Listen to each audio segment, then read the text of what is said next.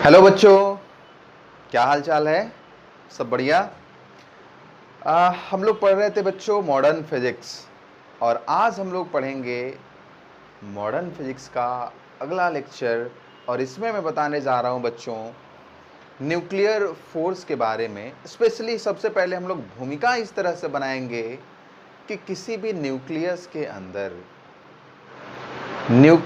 अंदर कौन कौन सा फोर्स लगता है। न्यूक्लियस के अंदर कौन होते हैं? न्यूक्लियॉन्स होते हैं, मतलब प्रोटॉन और न्यूट्रॉन्स। इलेक्ट्रॉन को भी डाल दें क्या? नहीं ना। तो प्रोटॉन्स और न्यूट्रॉन्स है बच्चों, तो उनके बीच में कौन कौन सा फोर्स लग रहा है, कौन कौन सा फोर्स का इंटरेक्शन हो रहा है। देखो बच्चों, ध्यान से समझो। आप लोग जानते भी होंगे, ऐसा नहीं है।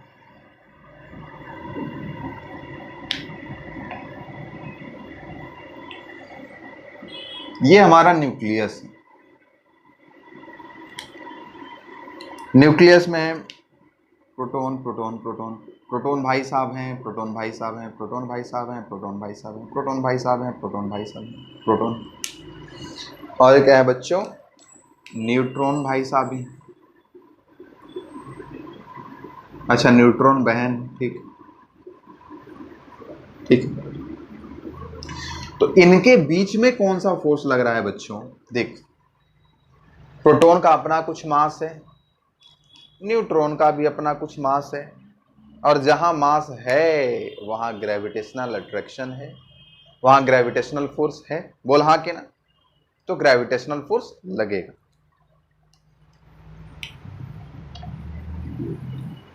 The force is acting between the या एक्टिंग इनसाइड द न्यूक्लियस। सबसे पहला बच्चों, ग्रेविटेशनल अट्रैक्शन, जो कि क्या है बच्चों? सबसे वीकेस्ट फोर्स है, सबसे वीकेस्ट फोर्स ऑफ नेचर है ग्रेविटेशनल अट्रैक्शन या ग्रेविटेशनल फोर्स, है ना। सबसे वीकेस्ट है, सबसे कमजोर फोर्स है बेचारा, सबसे सबसे कमजोर फोर्स है बच्चों। ठीक है। अगर छोटे पार्टिकल्स की बात की जाए ना, तो वहां पर यह क्या है? नेग्लिजिबल के बराबर लगता है। हाँ, वही अगर बॉडीज बहुत बड़े बड़े हों तो फिर यही काम आ जाता है। तो एक लग रहा है ग्रेविटेशनल फोर्स। सेकंड अगर हम लोग बात करें बच्चों, तो यह है electrostatic repulsive force between proton proton. Proton proton क्या है बच्चों? Proton proton positive positive charge है, प्रोटोन पॉजिटिव चार्ज होता है, और इसलिए प्रोटोन प्रोटोन के बीच में क्या होगा? रिपल्सिव फोर्स लगेगा, इलेक्ट्रोस्टैटिक रिपल्सिव फोर्स लगेगा, क्योंकि यहां पर क्या है? Similar charge repel each other वाली बात हो जाएगी। तो इलेक्ट्रोस्टैटिक रिपल्सिव फोर्स लगेगा यहां पे, जो कि क्या हो जाएगा? यह क्या है बच्चों? Stronger than gravitational force. जो क्या है? स्ट्रॉन्गर है। ग्रेविटेशनल फोर्स से क्या है? ये स्ट्रॉन्गर है। और अगर हम लोग थर्ड की बात करें, थर्ड थर्ड फोर्स की बात करें बच्चों, तो यहां पर होगा, इसको हम लोग बोलेंगे न्यूक्लियर फोर्स। यह क्या होगा बच्चों? न्यूक्लियर फोर्स लगेगा यहाँ पे। और न्यूक्लियर फोर्स जो है वह पूरे न्यूक्लियॉन्स जितने भी यहाँ पर है, प्रोटॉन प्रोटॉन के बीच में, प्रोटॉन न्यूट्रॉन के बीच में, न्यूट्रॉन न्यूट्रॉन के बीच में लगेगा। यह जो न्यूक्लियर फोर्स है बच्चों, यह अट्रैक्टिव फोर्स होता है। न्यूक्लियर फोर्स अट्रैक्ट करता है, और इस तरह से यह पूरे न्यूक्लियस को बाउंड करके या बाइंड करके रखता है। और न्यूक्लियर फोर्स जो है बच्चों सबसे स्ट्रॉन्गेस्ट फोर्स है, नेचर का सबसे स्ट्रॉन्गेस्ट फोर्स है। यह क्या है बच्चों? Nuclear force. और यह क्या है? अट्रैक्टिव है। और यह क्या है बच्चों? Strongest force in nature. इस नेचर का यह क्या है? स्ट्रॉन्गेस्ट फोर्स है बच्चों। इसलिए इसके सामने ये जो फोर्स है इलेक्ट्रोस्टैटिक रिपल्सिव फोर्स भी जो है वह बिल्कुल नेग्लिजिबल हो जाता है, नेग्लिजिबल मालूम पड़ता है, और एक बेचारा ये तो पहले ही से कमजोर है ये। क्लियर बात है बच्चों, समझ में आया 100%? तो इसको नोट करें पॉज करके, और फिर हम लोग पढ़ेंगे न्यूक्लियर फोर्स के बारे में, उनके प्रॉपर्टीज के बारे में हम लोग पढ़ेंगे थोड़ा डिटेल्स। नोट कीजिए।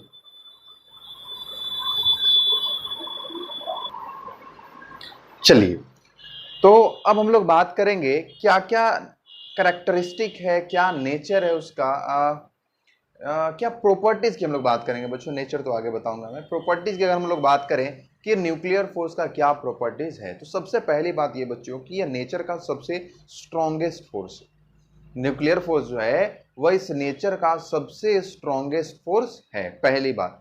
दूसरी बात ये बच्चों कि यह सिर्फ और सिर्फ न्यूक्लियॉन्स के बीच में लगता है। यह सिर्फ और सिर्फ, वन सेकेंड सुनो बच्चों, यह सिर्फ और सिर्फ न्यूक्लियॉन्स के बीच में लगता है, मतलब न्यूक्लियर, इसीलिए इसका नाम क्या है, न्यूक्लियर फोर्स है। यह सिर्फ और सिर्फ न्यूक्लियॉन्स के बीच में लगता है, कहने का मतलब यह सिर्फ और सिर्फ प्रोटॉन प्रोटॉन के बीच में लगेगा, या प्रोटॉन न्यूट्रॉन के बीच में लगेगा, या फिर न्यूट्रॉन न्यूट्रॉन के बीच में लगेगा, और कोई भी इनके अलावा और कहीं पर भी, न्यूक्लियॉन्स के अलावा कहीं पर भी न्यूक्लियर फोर्स नहीं लगता है। दूसरी बात। तीसरी बात ये बच्चों कि यह डिस्टेंस पे मैटर करता है। न्यूक्लियर फोर्स जो है वह डिस्टेंस के अकॉर्डिंग मैटर करता है। इस तरह से मैटर करता है कि अगर ये काफी शॉर्ट रेंज फोर्स है बच्चों, न्यूक्लियर फोर्स जो है काफी शॉर्ट रेंज फोर्स है, मतलब अगर 3 to 4 फर्मी है ना, एक fermi equals to F M equals to क्या हो जाएगा 10 to the power -15 मीटर, तो 3 to 4 फर्मी तक ही एप्लीकेबल होता है। अगर उससे ज्यादा, मतलब अगर एक प्रोटॉन यहाँ पे है, दूसरा प्रोटॉन उसके 3 या 4 फर्मी के डिस्टेंस पे रखा हुआ है, तब तो न्यूक्लियर फोर्स लगेगा वहां पे। लेकिन अगर उससे ज्यादा डिस्टेंस पे रखा हुआ है तो न्यूक्लियर फोर्स क्या हो जाएगा, जीरो। क्या हो जाएगा, जीरो हो जाएगा, एकदम तुरंत खत्म हो जाएगा। तो ये डिस्टेंस पे बड़ा वेरी करता है बच्चों। चलिए एक एक करके हम लोग लिखते हैं इसको।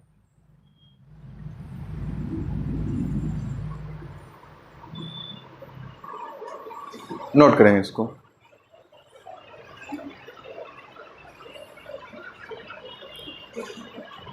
चलिए पॉज करके इसको नोट कीजिए।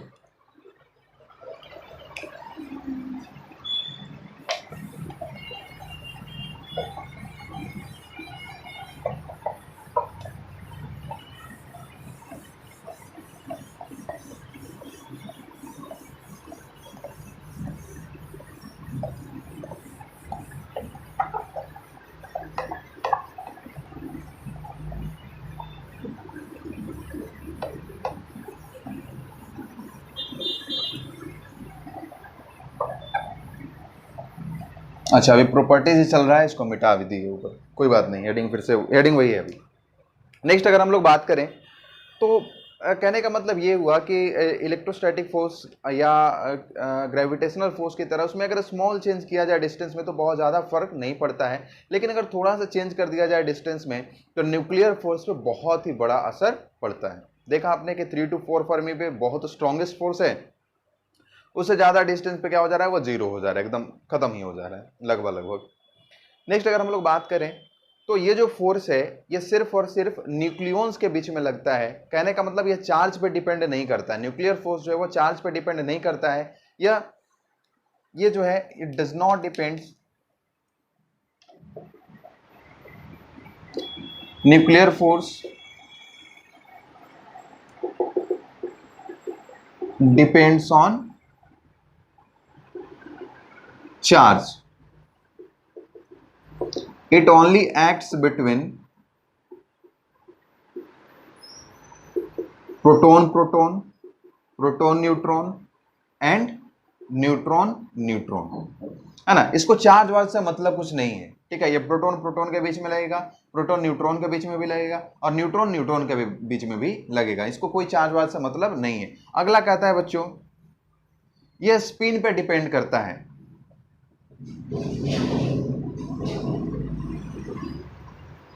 स्पिन डिपेंडेंट होता है। सेम स्पिन में, अगर सेम स्पिन है तो फोर्स जो होगा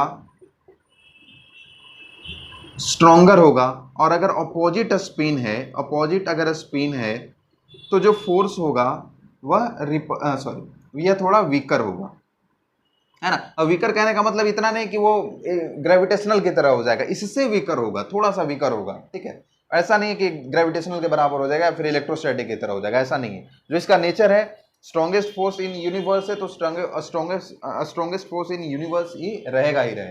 ठीक है। और अगर हम लोग नेचर की बात करें तो नेचर इसका बच्चों दोनों तरह का है,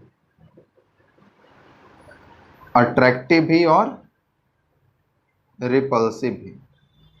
अच्छे के लिए अच्छा है और बुरे के लिए बुरा भी है ना। सुने हो ना कि हम अच्छा के लिए अच्छा है और बुरा के लिए बहुत खराब आदमी है, वही बात है। यह डिस्टेंस पे डिपेंड करेगा, जो इसके पास आएगा, जो इसके पास रहेगा, जो इसके साथ रहेगा उसके लिए अट्रैक्टिव है, जो दूर जाएगा उसको और भगा देता है, भाग भाग भाग यहां से। ठीक है, तो ये अट्रैक्टिव होगा up to 0.8 fermi, more than 0.8 fermi. 0.8 fermi से ज्यादा डिस्टेंस पे यह क्या हो जाएगा, रिपल्सिव हो जाएगा। 0.8 फर्मी से कम डिस्टेंस या फिर उतना तक यह क्या रहेगा, अट्रैक्टिव रहेगा। क्लियर बात है, इसको भी नोट करेंगे, फिर चलेंगे हम लोग आगे।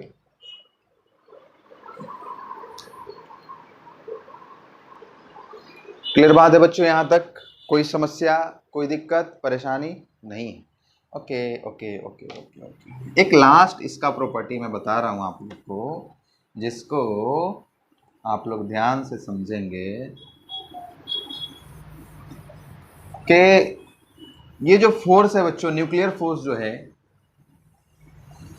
यह सेंटर टू सेंटर लगने वाला फोर्स नहीं है, यह सेंट्रल फोर्स नहीं है। क्लियर, जिस तरह से इलेक्ट्रोस्टैटिक फोर्स और ग्रेविटेशनल फोर्स सेंट्रल फोर्स हैं, सेंटर ओरिएंटेड फोर्स हैं, उस तरह से ये नहीं है, ये सेंटर ओरिएंटेड फोर्स नहीं है, ये सेंट्रल फोर्स नहीं है।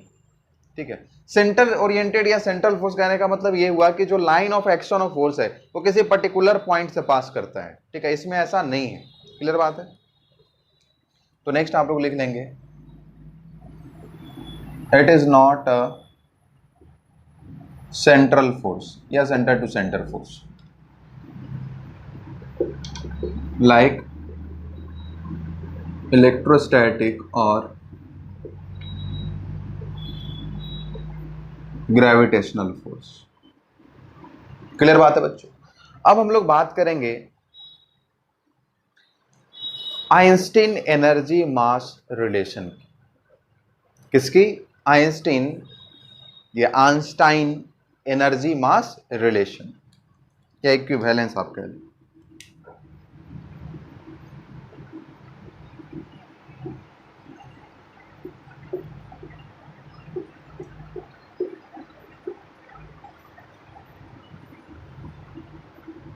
देखो बच्चों, अकॉर्डिंग टू आइंस्टीन, आइंस्टीन के अकॉर्डिंग कोई भी मास एनर्जी में कन्वर्ट किया जा सकता है, या कोई भी एनर्जी जो है वो कॉरेस्पॉन्डिंग मास में कन्वर्ट किया जा सकता है।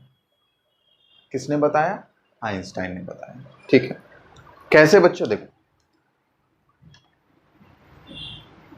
अकॉर्डिंग टू आइंस्टाइन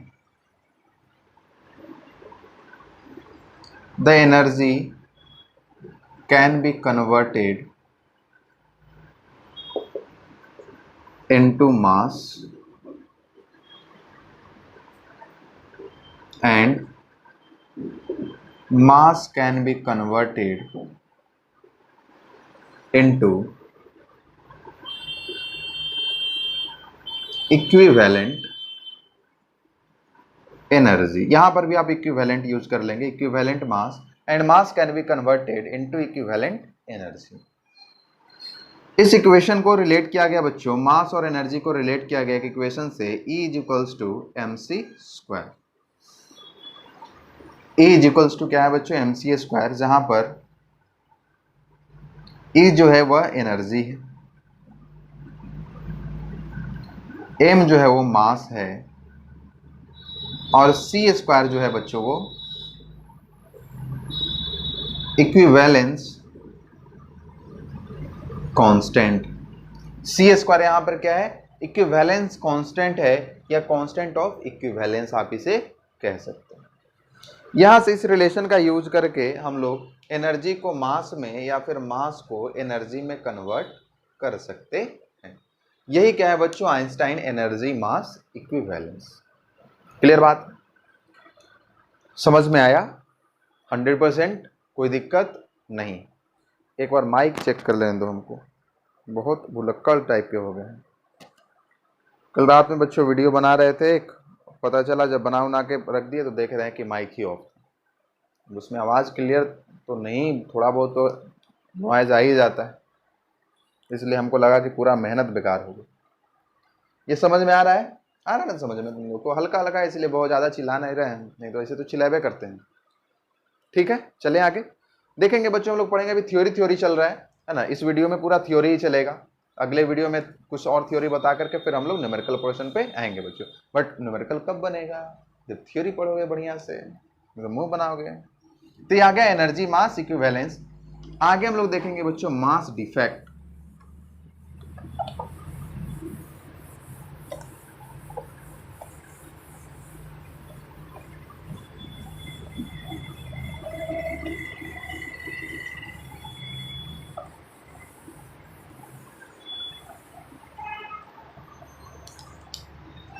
देखेंगे बच्चों मास डिफेक्ट। देखो मास डिफेक्ट क्या है बच्चों, इसको हम लोग सिंपली समझते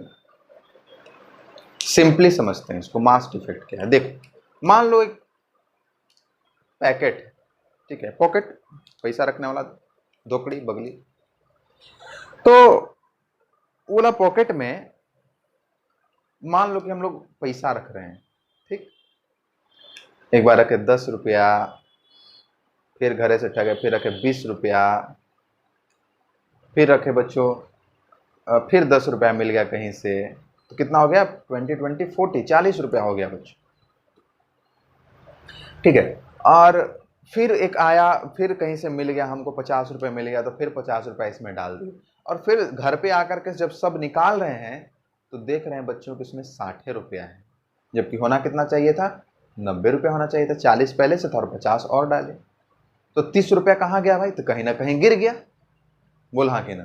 तो पॉकेट क्या था बच्चों? नीचे से चेक किया गया तो देखा कि हाँ पॉकेट तो नीचे से फटा हुआ है, ठीक है। अब बड़ा दिक्कत हो गया, भुला गया और पैसा गिर गया होता, तो इसको क्या बोलेंगे? पॉकेट का डिफेक्ट बोलेंगे। पॉकेट डिफेक्टेड है ना, फटा हुआ पॉकेट है, गिर जा रहा है भाई। उसी तरह से बच्चों एक न्यूक्लियस जो है, न्यूक्लियस में क्या है? न्यूक्लियॉन्स है, मतलब प्रोटॉन्स है और न्यूट्रॉन्स है। अगर मान लो कि जितना x नंबर ऑफ प्रोटॉन्स है उसमें और y नंबर ऑफ न्यूट्रॉन है, तो टोटल जो मास होना चाहिए न्यूक्लियस का वो कितना होना चाहिए? x into mass of proton plus y into mass of neutron. लेकिन ऐसा होता नहीं है बच्चों। मास ऑफ न्यूक्लियस जो होता है, न्यूक्लियस का जो मास होता है वो always less than total mass of nucleons होता है। इसका मतलब क्या हुआ? कुछ ना कुछ मास क्या हुआ? चला गया। कहां चल गया भाई? भुला गया। काहे भुला गया भाई? इसी को हम लोग कहेंगे क्या? Mass defect. क्या कहेंगे बच्चों? मास डिफेक्ट कहेंगे। समझे? आइए देखिए कैसे लिखेंगे इसको। The mass of a nucleus is always less than the total mass of nucleons. Clear बात है बच्चों? दिस मास, कौन सा मास? मतलब लोस्ट, जो खो गया, is called as mass defect. इसको हम लोग क्या कहते हैं बच्चों? मास डिफेक्ट कहते हैं। सपोज कर लो, कैसे मास डिफेक्ट को कैसे हम लोग कैलकुलेट कैसे करेंगे? सपोज कर लो कि एक एटम है बच्चों, एक न्यूक्लियस है, इसका इसका इसका एटॉमिक नंबर है Z और मास नंबर है A। क्लियर बात? आ रही है बात समझ में? तो और मान लीजिए कि जो मास ऑफ, ये क्या है? एग्जाम्पल के तौर पे हम लोग समझ रहे हैं। Consider a nucleus of mass m, है ना। इसका मास क्या है? m है, कैपिटल M है। The mass defect delta M is given by, तो जो डेल्टा एम होगा, delta M is equals to क्या हो जाएगा, टोटल मास कितना है न्यूक्लियॉन्स का, तो टोटल मास जो न्यूक्लियॉन्स का हो जाएगा वो क्या हो जाएगा, mass of proton plus mass of neutron. तो इसके लिए क्या करना होगा कि टोटल नंबर ऑफ प्रोटॉन कितना है, टोटल नंबर ऑफ न्यूट्रॉन कितना है, तो टोटल नंबर ऑफ प्रोटॉन कितना रहेगा, जितना इसका एटॉमिक नंबर है, तो जेड इंटू क्या हो जाएगा, मास ऑफ प्रोटॉन, एमपी क्या है, मास ऑफ प्रोटॉन है, और नंबर ऑफ न्यूट्रॉन की जब बात आएगी तो टोटल मास नंबर कितना है, ए है, तो ये हो जाएगा A minus Z, total mass number में से क्या कर लेंगे, नंबर ऑफ प्रोटॉन घटा लेंगे तो क्या आ जाएगा, नंबर ऑफ न्यूट्रॉन आ जाएगा, तो इतना इंटू क्या आ जाएगा, मास ऑफ न्यूट्रॉन, mn का मतलब क्या, मास ऑफ वन न्यूट्रॉन, तो ये आ गया total mass of nucleons minus mass of nucleus, ये कितना है, m। यही क्या होगा बच्चों, इसको आप लोग ऐसे याद रखेंगे, mass defect is equals to total mass of nucleons minus mass of nucleus, और इसको आप याद रखेंगे। यही हो गया बच्चे मास डिफेक्ट, क्या हो गया, मास डिफेक्ट, मास डिफेक्ट।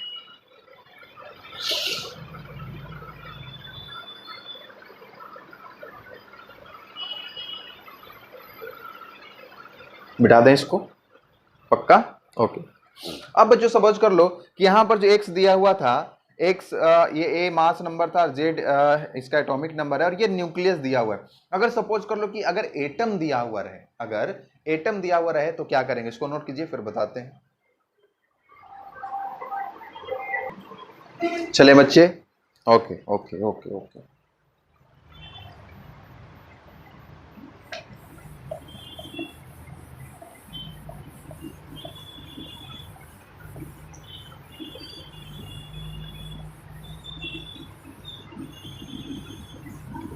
देखो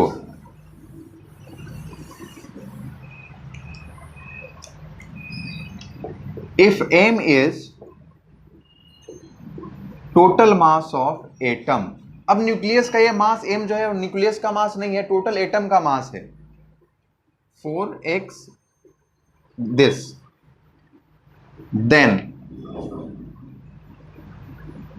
मास डिफेक्ट इज गिवन बाय, तो जो मास डिफेक्ट होगा उसको कैसे हम लोग निकालेंगे, कैलकुलेट करेंगे, delta M is equals to क्या हो जाएगा, तो अब क्या हो जाएगा, अब टोटल मास ऑफ एटम्स में जितने भी पार्टिकल्स हैं, है ना, न्यूक्लियस तो न्यूक्लियस का हो गया, और एटम में एक और चीज क्या ऐड हो जाएगा, इलेक्ट्रॉन ऐड हो जाएगा, तो उसका टोटल मास तीनों को मिलाकर के कितना हुआ, minus mass of atom, clear, minus mass of atom. आ रही बात समझ में, तो आ रही, देखो समझो इसको, डिफेक्ट का मतलब क्या है, कहां पे कितना लॉस हो गया, डिफेक्ट का मतलब क्या हुआ बच्चों, लॉस। तो हम लोग क्या कैलकुलेट करेंगे, कितना डाले थे माइनस कितना है,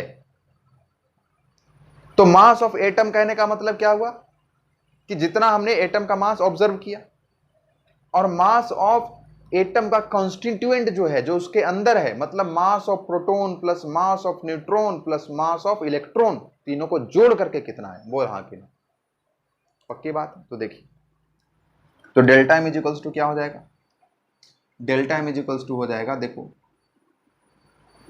टोटल नंबर ऑफ इलेक्ट्रॉन कितना होगा, जेड होगा, और टोटल नंबर ऑफ प्रोटॉन्स भी क्या होगा बच्चों, वो भी जेड होगा, दोनों का नंबर क्या होता है, हमेशा सेम होता है न्यूट्रल एटम। तो Z into mass of proton plus mass of electron, ये हो जाएगा, प्लस अब नंबर ऑफ न्यूट्रॉन्स की बात आएगी तो क्या हो जाएगा, ए माइनस जेड हो जाएगा, ए माइनस जेड इंटू क्या हो जाएगा, मास ऑफ न्यूट्रॉन, तो ये टोटल आ गया, मास ऑफ प्रोटॉन भी आ गया, जेड से मल्टीप्लाई कर दे तो टोटल मास ऑफ प्रोटॉन आ गया, या मास ऑफ इलेक्ट्रॉन है, जेड से मल्टीप्लाई कर दे तो टोटल मास ऑफ इलेक्ट्रॉन आ गया, या ए माइनस जेड है मतलब नंबर ऑफ न्यूट्रॉन है, इनटू मास ऑफ न्यूट्रॉन से मल्टीप्लाई कर दे तो टोटल मास ऑफ न्यूट्रॉन आ गया, और माइनस इसमें से क्या कर लेंगे, एटम वाला मास को घटा लेंगे, तो यहां पर क्या आ जाएगा बच्चों, डेल्टा एम, मतलब ये क्या आ जाएगा, मास डिफेक्ट आ जाएगा। क्लियर बात है, 100% समझ में आया, कोई परेशानी कोई समस्या नहीं है बच्चों। आज थोड़ा शॉर्ट ही वीडियो बनाते हैं, यहीं तक का। अगले वीडियो में मैं आप लोगों को बताऊंगा बाइंडिंग एनर्जी और बाइंडिंग एनर्जी पर न्यूक्लियन बच्चों। ठीक है, चलो बाइंडिंग एनर्जी भी थोड़ा सा बताइए देते हैं, है टाइम 5 मिनट। चलिए बाइंडिंग एनर्जी बता ही देते हैं आपको।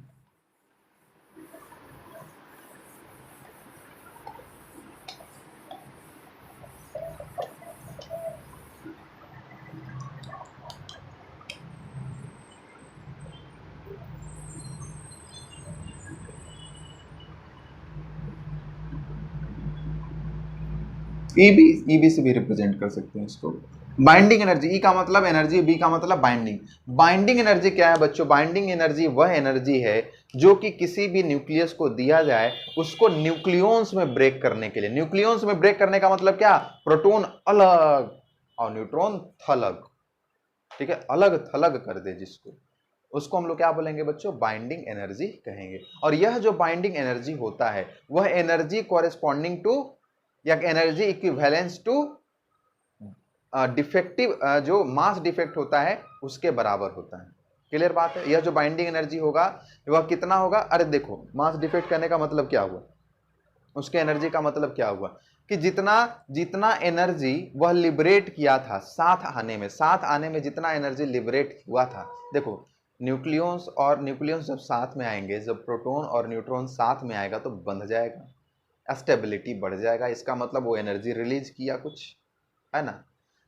तो जितना एनर्जी वह रिलीज किया था, जितना एनर्जी दिया था, उतना ही एनर्जी अगर फिर से इसको दे दोगे तो यह टूट के बिखर जाएगा। आ रही बात समझ में? तो उसी एनर्जी को हम लोग क्या बोलेंगे बच्चों? बाइंडिंग एनर्जी कहेंगे। और बाइंडिंग एनर्जी जो होता है वो ऑलवेज पॉजिटिव होता है। क्लियर बात है? समझ में आया? किसके बराबर होगा? Energy equivalence to mass defect. ठीक है, आइए देखिए एक पॉइंट समझते हैं। This is the energy required for a nucleus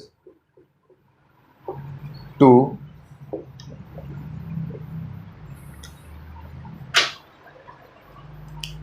break it into nucleons. आगे, the energy is, the energy कहने का मतलब क्या? Binding energy is equal to the energy equivalence of mass defect. कहने का मतलब क्या होगा बच्चों? डेल्टा ई बी जो होगा वह डेल्टा एम सी स्क्वायर होगा, क्योंकि मास डिफेक्ट कितना है? Delta M. और डेल्टा एम मास के रेस्पेक्ट, इसके कॉरेस्पॉन्डिंग इसके इक्विवेलेंस कितना मास होगा, कितना एनर्जी हो जाएगा? तो डेल्टा एम इंटू सी स्क्वायर से मल्टीप्लाई कर देंगे तो वह एनर्जी के बराबर हो जाएगा। तो इसी को हम लोग बोलेंगे बच्चों बाइंडिंग एनर्जी। और नोट पॉइंट में आप लोग लिख लेंगे, binding energy is always positive. Binding energy जो होगा वो हमेशा ही क्या होगा बच्चों? पॉजिटिव होगा। तो ये रही बात बाइंडिंग एनर्जी की। अगले वीडियो में मैं आप लोग को बताऊंगा बाइंडिंग एनर्जी पर न्यूक्लियॉन्स, और वही बाइंडिंग एनर्जी बाइंडिंग एनर्जी पर न्यूक्लियॉन्स यह डिसाइड करता है कि कौन सा एटम कितना स्टेबल होगा। तो हम लोग आगे बात करेंगे अगले वीडियो में, और फिर उससे रिलेटेड हम लोग न्यूमेरिकल्स भी करेंगे बच्चों। तब तक आप लोग नोट कीजिए, इसको नोट्स बनाइए और अच्छे से रिविजन कीजिए। ठीक है बच्चों, थैंक यू।